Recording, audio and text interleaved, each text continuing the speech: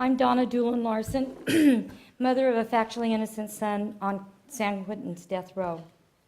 The death penalty has impacted me and my family in many ways.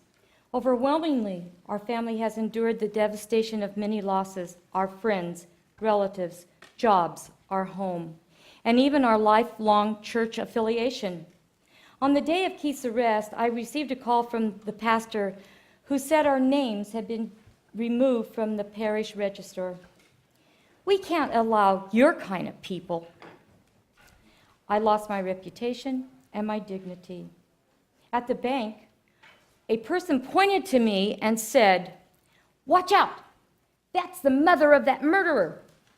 Some days I feel I have lost my sanity. These documents clearly state the cost of this dysfunctional penalty. Keeping men and women on death row outweighs the cost of life without parole. This obscene amount of wasted money could be used in education, health care, and victims' families' funds. Being mother of a factually innocent son on death row, I visualize my nightmares the moment when I see Keith entering the death chamber, being strapped to the death gurney, seeing the death catheter inserted into his vein, and the death poison being administered. Hearing Keith's last dying words and thinking, "Save my son." I cringe when I think of Keith lying on the death gurney, waiting for the last deadly drop of sodium pentothal to reach his veins, to be put him to sleep, and then the other poisons following, killing him. Having a son sentenced to death and executed is terribly painful and dehumanizing.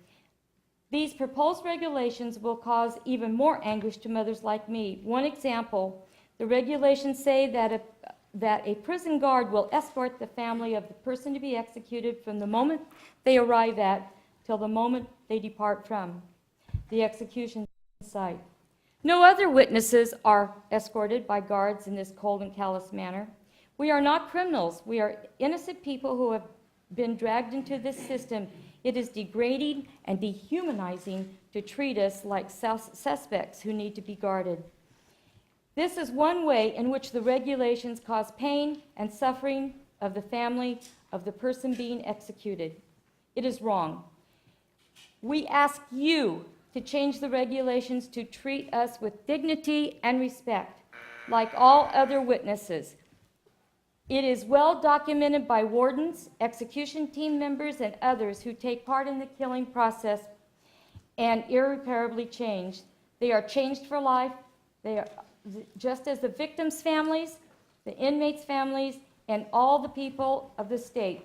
We cannot escape the change that happens when the state kills. Death is forever. The right thing to do now, not later, is to abolish the death penalty in the name of justice. Thank you, ma'am.